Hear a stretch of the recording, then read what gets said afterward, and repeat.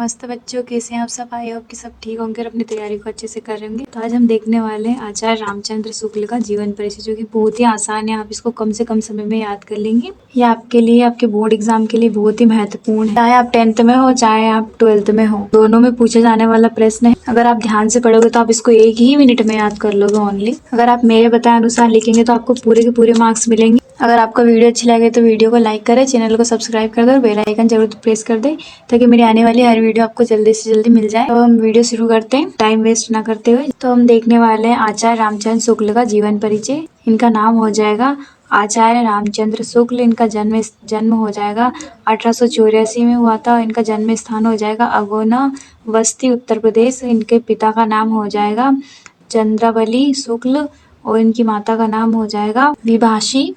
और इनकी रचनाएं हो जाएगी विचार, विधि, निवेणी, चिंतामणि।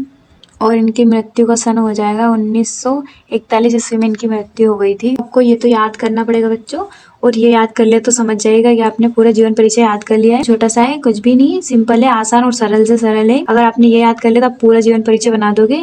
इनका जन्म, मृत्यु स्थान, माता पिता का नाम और इनकी शिक्षा वगैरह और इनकी रचनाएं, अगर आपने ये याद कर लेना तो आपको पूरा जीवन परिचय पढ़ने की जरूरत नहीं है। और आप इसी ट्रिक के अनुसार अगर आप वहाँ भी लिखेंगे ना तो आपको पूरे मार्क्स मिल जाएंगे इसी के अनुसार। और आपको नाम वगैरह तो सब पेपर में दिया ही हुआ होता है, जिनका अभी हमें लिखना होता है, तो नाम को तो हमें याद करने की जरूरत पड़ेगी नहीं। तो बस उनका जन्म स्थान और जन्म किस सन में हुआ था ये याद कर लीजिएगा, उनके माता पिता का नाम, रचनाएं।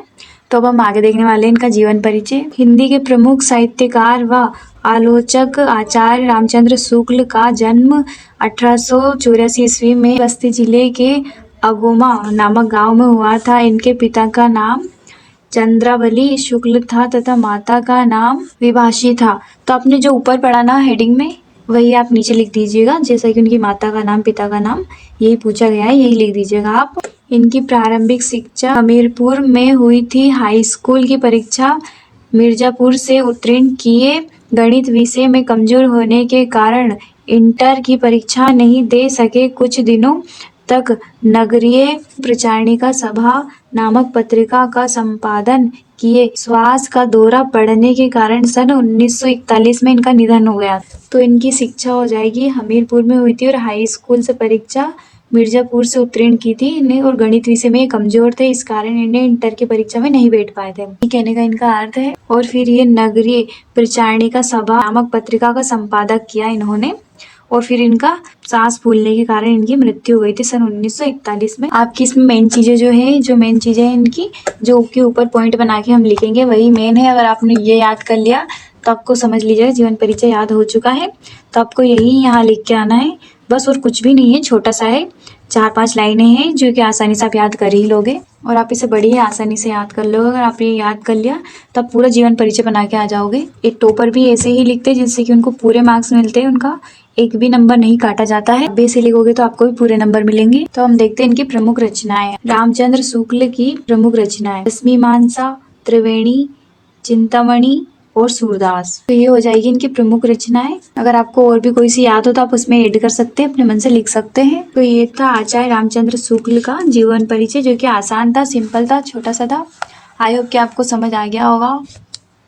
अगर आप चाहें तो इसका स्क्रीनशॉट ले लीजिएगा, जिससे कि आपको बाद में पढ़ने में आसानी हो सके। जैसे कि आपको पता ही है कि आपकी बोर्ड की परीक्षा नज़दीक आ गई है, समय नहीं है, और पहला पेपर आपको बताइएगा आपका हिंदी का रहने वाला है। एकदम टॉपर ही आइएगा। अगर आप मेरे बताए अनुसार करते हैं तो आपको टॉपर बनने से कोई नहीं रोक सकता।